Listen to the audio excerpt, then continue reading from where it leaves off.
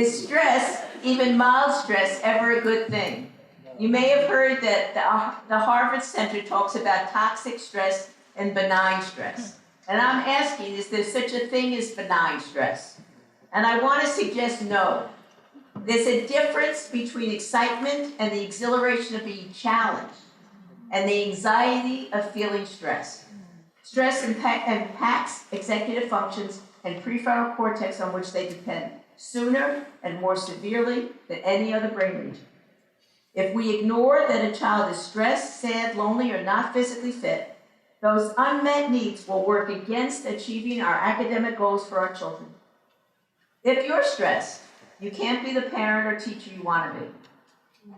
If you're stressed, your children will pick up on it. It will cause them to feel stressed. And if they're stressed, their executive functions and their school performance is going to suffer.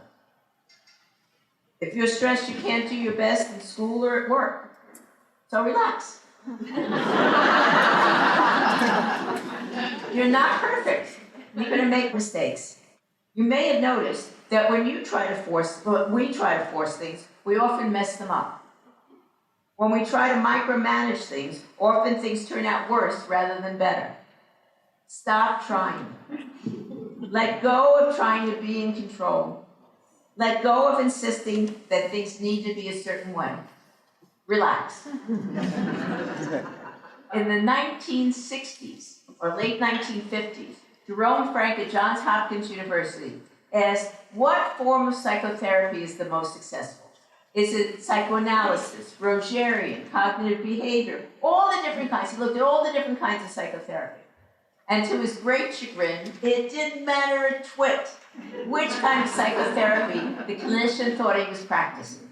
What mattered was the relationship between the clinician and the client.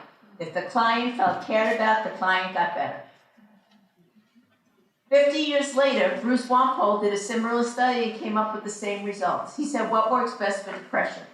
Looked at all the different kinds of methods, and he found that the client-therapist relationship trumps technique hands down. What children need most from us is to feel loved, valued, and heard. A supportive mentor who fully believes in a program and each participant's ability to succeed, and who genuinely cares about each participant, may be absolutely critical to a program's success. Passionate enthusiasm as a major driver of benefits. Benefits are greater if an activity is personally meaningful. The sky's the limit to what people can achieve if they're engaged in activities they're passionate about, where mentors and experiences inspire and instill self-confidence. Whether you're doing woodshop, or you're doing wilderness survival, or you're doing dance, or you're doing any of these activities, just like you learn them in English and math, right? All of these teach you important lessons for life. And I think it's such a shame that kids in the trade schools are getting, learning how to do plumbing and change a tire on a car and fix a car engine.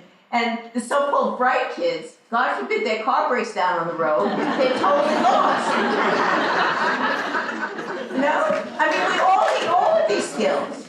It should be part of life, that you're learning skills for life.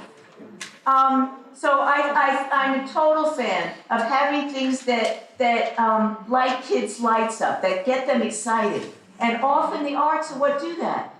We have to care about children's emotional, social, and physical well-being if we want them to be able to problem solve, exercise self-control, or display any of the other executive functions. The different parts of the human being are fundamentally interrelated. Each part, cognitive, spiritual, social, emotional, and physical, is affected by and affects the others. Focusing exclusively on academic achievement, as mainstream education tends to do, may not be the best or the most efficient way to improve cognition. Nurturing the whole child may be critical for achieving the outcomes we all want for our children.